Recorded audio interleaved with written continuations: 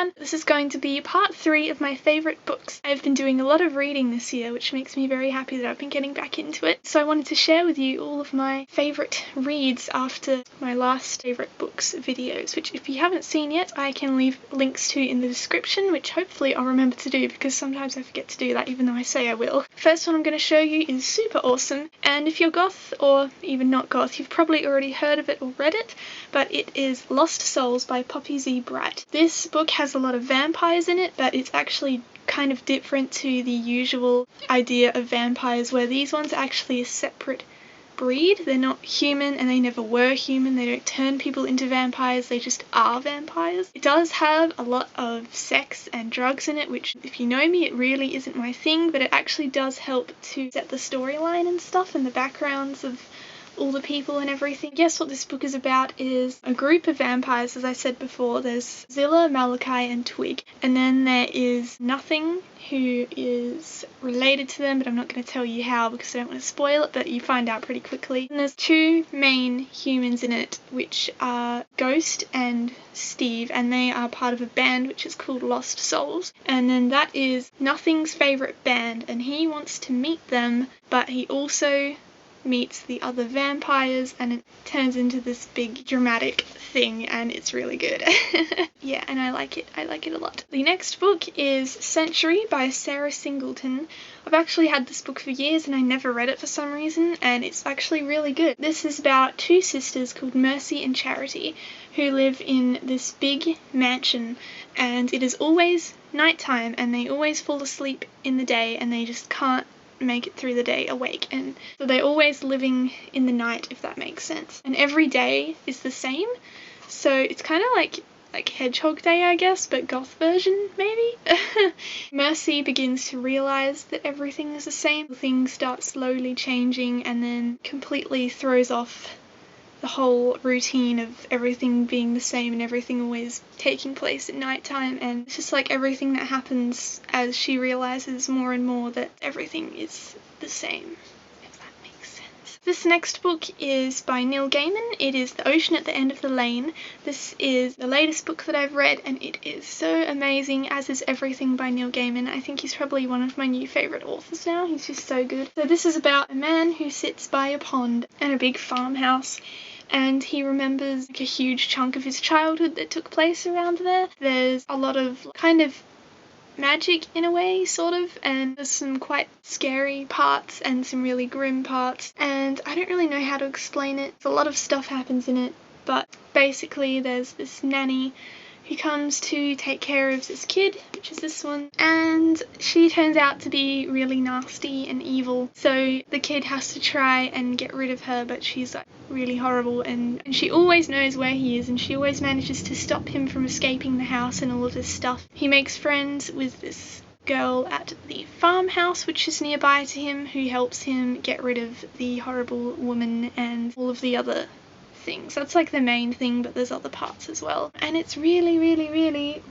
amazing, and it only took me like 2 days to read, which is pretty good for me because I usually take a week or two to read a book. The next one is another Neil Gaiman book. It is The Truth is a Cave in the Black Mountains, and this is actually, I think, kind of different to the other books that I've read by Neil Gaiman. It doesn't take place with children like it usually does with other books that I've read by him, like where the main character is a kid. It's actually an adult, but he's really short, which is like, it's kind of part of the story. It has a lot of pictures in it as well. This guy has to go travelling into these black mountains, goes looking for this cave in the mountains with hidden treasure, and he gets someone to come along with him, but things turn bad as time goes on and it never really turns out the way that it was meant to, I guess, if that makes sense. It's not like my favourite book by Neil Gaiman that I've read, but it's still really good, quite different to other things that he's wrote, I think. Next book I have is The Picture of Dorian Gray by Oscar Wilde.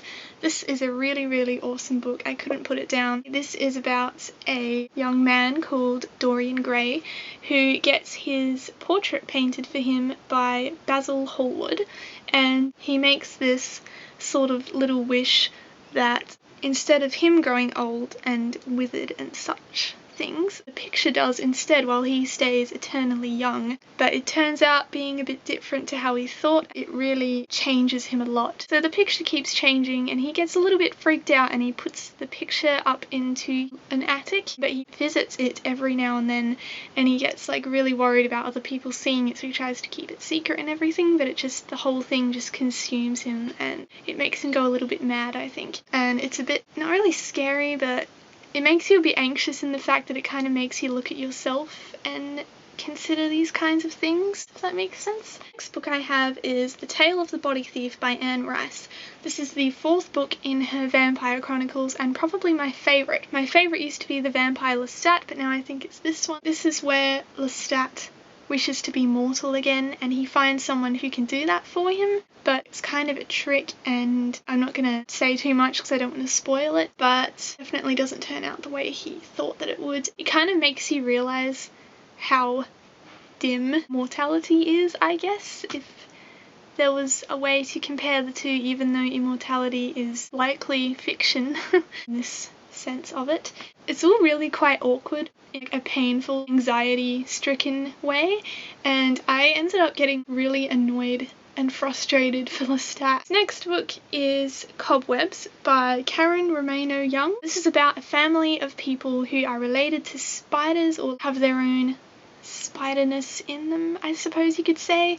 So they can do these different things that spiders can do, and there's different types of them. So there's like the orb spider people and other types of spidery people, and they can like make silk come from their hands and they can feel vibrations of things coming closer, and they can jump over buildings and stuff, like over the roofs of tall buildings and things like that. The main girl, Nancy, can't really do any of that yet, and she's worried that she doesn't have any spiderness in her, and it's kind of just the journey of her amongst some other stuff and finding her own spiderness within her. So the last book that I have to tell you about is one that you probably all know of already. It is A Series of Unfortunate Events by Lemony Snicket. This is the first 3 books all put into one, and it is so good. It didn't take me very long to read it all. I think it took me 3 days, which is amazing for me considering how thick it is. So this, if you don't know what it's about about these 3 orphans. Their parents die in a fire that was in their house.